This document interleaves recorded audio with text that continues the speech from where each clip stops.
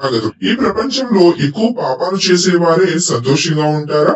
ఎందుకు? ఈ ప్రశ్నకు ఆ పరమేశ్వరుడు పార్వతీదేవికి ఏం సమాధానం ఇచ్చారో ఈ వీడియో ద్వారా తెలుసుకుందాం. ఒకరోజు పార్వతీ పరమేశ్వరుడు ఇద్దరు ఏకాంతంగా కైలాసంలో కూర్చునున్నారు. అదే సమయంలో పార్వతీదేవికి ఒక సందేహం వస్తుంది. పార్వతీదేవి పరమేశ్వరుని ఇలా అడుగుతుంది, స్వామి, ఈ ముల్లోకాలను మీరు పాలిస్తూ ఉంటారు కదా, ఈ ప్రపంచంలో ఎప్పుడూ కూడా చెడ్డ పనులు చేసేవారు, ఆపదలో ఉన్న వారికి ఎన్నడూ కూడా సహాయం చేయని వారు ఎందుకు సుఖంగా సంతోషంగా ఉంటున్నారు? వారే ఎక్కువ ధనవంతులుగా అవుతున్నారు అని అడిగింది. అప్పుడు ఆ పరమేశ్వరుడు, మీ ప్రశ్నకు తప్పక సమాధానం చెప్తాను దేవి, కానీ మనం ఇప్పుడు భూలోక సంచారం చేసి వద్దాం పదా అంటాడు. అలా పార్వతీ పరమేశ్వరుడు ఒక అడవి మార్గం గుండా వెళ్తూ ఉండగా మార్గం మధ్యలో ఒక పెద్ద వృక్షం నేలకు ఒరిగి కేవలం దాని వేర్లు మాత్రమే భూమిలో ఉంటాయి. ఆ పరమేశ్వరుడు చూసుకోకుండా అలా నడుస్తూ ఉండగా శివునికి ఆ వృక్షం తగిలి ఆ మహాశివుడు ముందుకు పడిపోతారు.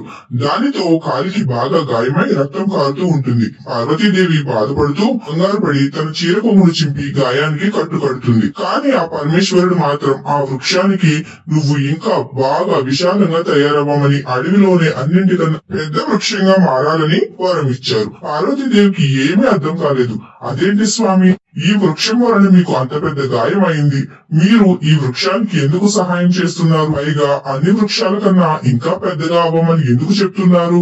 మీ లీల ఏమిటో నాకు అర్థం కావడం లేదు స్వామి అంటుంది పార్వతి. శివుడు, ఈ ప్రశ్నకు నేను తప్పక సమాధానం చెప్తాను దేవి, ఇప్పుడు మాత్రం మనం తిరిగి కైలాసానికి వెళ్దాం పద అంటాడు. పరమేశ్వరుడు పార్వతీదేవి ఇద్దరు కైలాసానికి తిరిగి ప్రయాణమైన తర్వాత కూడా పార్వతీదేవికి మాత్రం భూలోకంలో జరిగిన దాని గురించి ఆలోచిస్తూ, స్వామి ఎందుకు ఆ విధంగా ఆ వృక్షానికి అడవిలోనే అన్నింటికన్నా పెద్ద వృక్షంగా ఎదగమని వరాన్ని ఇచ్చాడు అని అదే ఆలోచిస్తూ ఉండబట్టలేక స్వామి వద్దకు మళ్లీ వెళ్లి అదే సందేహాన్ని అడుగుతుంది. ఈ ప్రపంచంలో పాపాత్ములైన మనుషులు, దుష్ట స్వభావం కలిగిన మనుషులు మీరెందుకు ఎప్పుడు సంతోషంగా ఉంటారు, సుఖవంతమైన జీవితాన్ని గడుపుతూ ఉంటారు అని స్వామిని ప్రశ్నిస్తుంది. మీ ప్రశ్నకు సమాధానం చెప్పడానికి కొంత సమయం పడుతుంది దేవి అని ఆ పరమేశ్వరుడు అంటారు. విరిగిపోయిన వృక్షం చాలా పెద్దగా అవ్వాలని పరమేశ్వరుడు వరమిచ్చారు కదా, ఆ వృక్షం అతి కొద్ది రోజుల్లోనే అడవిలోనే అతి పెద్ద వృక్షంగా మారిపోయింది.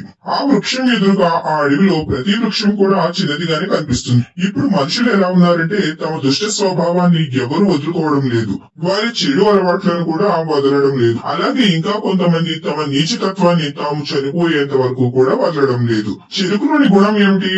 తీయదనం అని అందరికీ తెలుసు. చెరుకు ఎప్పుడు కూడా తనలో ఉన్న తీయదనాన్ని ఎలా వదలదో, అలాగే మామిడిలోని గుణం ఏమిటి? పులుపు. దాన్ని కూడా అది ఎప్పుడు కూడా వదలదు. అలాగే చెడ్డ మనుషులు కూడా తమ అలవాట్లను వదలలేరు. ఈ విధంగా చెడ్డ పనులు చేసేవారు, అత్యాచారాలు చేసేవారు వారి స్వభావాన్ని, వారు చేసే పనులను కూడా వదలలేరు. అలాగే ఆ వృక్షం అంత విశాలంగా తయారైనా కూడా దాని స్వభావాన్ని అది వదలలేదు. ఏ రోజు కూడా పక్షులకు ఆశ్రయం ఇచ్చేది కాదు, గూడు కట్టుకోనిచ్చేది కాదు. పరమేశ్వరుడు ఈ ముల్లో కాలకు దేవుడు, ఆయన అన్ని చూస్తూనే ఉంటారు. ఇంతలో వసంత ఋతువు వచ్చింది. కొత్త కొత్త చిగురులు వేస్తూ ఆ వృక్షం చాలా పచ్చగా అందంగా తయారైంది. అహంకారంతో ఆకాశంలోకి ఎదిగిపోయి ఉంటుంది. ఈ పూర్తి అడవిలోనే ఆ వృక్షం కన్నా అందమైన వృక్షం మరొకటి లేదు. ఎందుకంటే ఆ పరమేశ్వరుడు ఆ వృక్షానికి అలాంటి వరాలు ఇచ్చాడు. ఒకరోజు పెద్ద తుఫాను వచ్చి అడవిలో ఉన్న అన్ని వృక్షాలు విరిగిపోవడం మొదలయ్యి పరమేశ్వరుడు వరం పొందిన ఆ వృక్షం కూడా చాలా పెద్దదిగా ఉండడంతో ఆ తుఫానికి తనకు తానుగా రక్షించుకోలేకపోయింది. ఆ తుఫాను దెబ్బకు వేళ్లతో సహా ఆ వృక్షం నేల మీద పడిపోయింది. ఆ తర్వాత తుఫాను ఆగిపోయింది. ఒక రోజు పార్వతీ పరమేశ్వరుడు మళ్లీ భూలోకానికి వస్తారు. అదే మార్గంలో వెళ్తూ పార్వతీదేవి, మీరు నా ప్రశ్నకు సమాధానం ఎప్పుడు చెప్తారు స్వామి అంటుంది. అప్పుడు పద, దారి మధ్యలోని ప్రశ్నకు సమాధానం దొరుకుతుంది అంటారు. అలా వెళ్తూ ఉండగా మధ్యలో ఆ విరిగిపోయిన ఒక పెద్ద వృక్షం కనిపిస్తుంది. అది చూసిన పార్వతీదేవి, మీ లీలలు విచిత్రం స్వామి, ఇది ఎంత పెద్ద వృక్షం, ఎంత అందమైన వృక్షం, ఈ అడవిలోనే దీనికంటే అందమైన వృక్షం మరొకటి లేదు. ఈ వృక్షం నిలబడి ఉంటే ఎంత అందంగా ఉండేది, వేళ్లతో సహా నేలకు పడిపోయింది, దీనికి కారణం ఏమిటి అని అడుగుతుంది.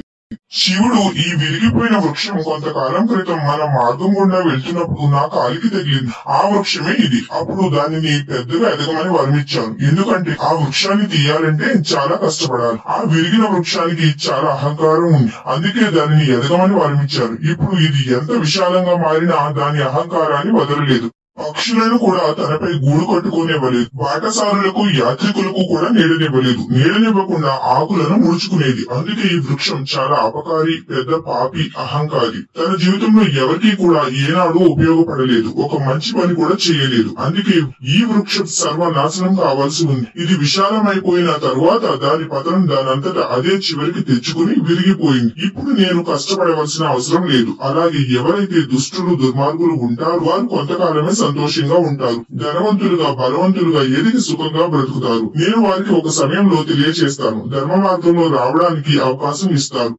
మారకపోతే ఆ వృక్షం వేళ్లతో సహా ఎలా నాశనం అయిపోయిందో అదే విధంగా పాపాత్ములు కూడా నాశనం అయిపోతారు అని చెప్తారు మహాశివుడు. ఈ వీడియో కనుక మీకు నచ్చితే please like, share and subscribe.